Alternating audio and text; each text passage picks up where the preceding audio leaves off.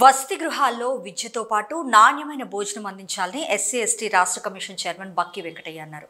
గురువారం రామాయంపేట మండల కేంద్రంలో గల సాంఘిక సంక్షేమ గురుకుల పాఠశాల ఎస్సీ హాస్టల్ను ఆయన సందర్శించారు. విద్యార్థులకు నాణ్యమైన భోజనాన్ని అందించాలని ఆయన సిబ్బందికి సూచించారు. హాస్టల్ పరిసరాలు పరిశుభ్రంగా ఉంచాలన్నారు. హాస్టల్ పరిసరాలు పరిశుభ్రంగా ఉంటే మరి సీజనల్ వ్యాధులు రాకుండా ప్రజలను అప్రమత్తం చేయొచ్చంటూ సూచించారు. మీ కాస్మెటిక్ ఛార్జీలు రెగ్యులర్గా నెలలకు ఇస్తురా లేదా, ఇవన్నీ విషయాల మీద సమగ్రమైన నివేదిక ప్రభుత్వానికి నివేదించవలసిన అవసరం ఉన్నది. మరి స్కూల్లో ఏమన్నా మంచి సమస్య ఉందా, ఏదైనా మంటశాల సమస్య ఉందా, టీచర్స్ ఏమైనా తక్కున్నారా, ఉన్న వాళ్ళ విద్యాభ్యాసం సరిగ్గా చేస్తున్నా చేస్తలేరా, ఇవన్నీ విషయాలు తెలుసుకుందామని ఇక్కడికి రావడం జరిగింది. మరి మీరు అందరినీ కూడా చాలా వరకు నేను తెలుసుకున్నా.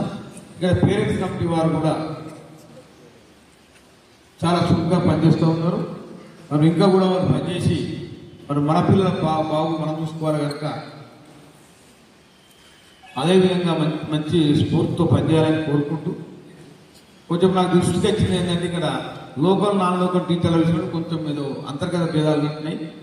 దయచేసి లోకల్ టీచర్లు కూడా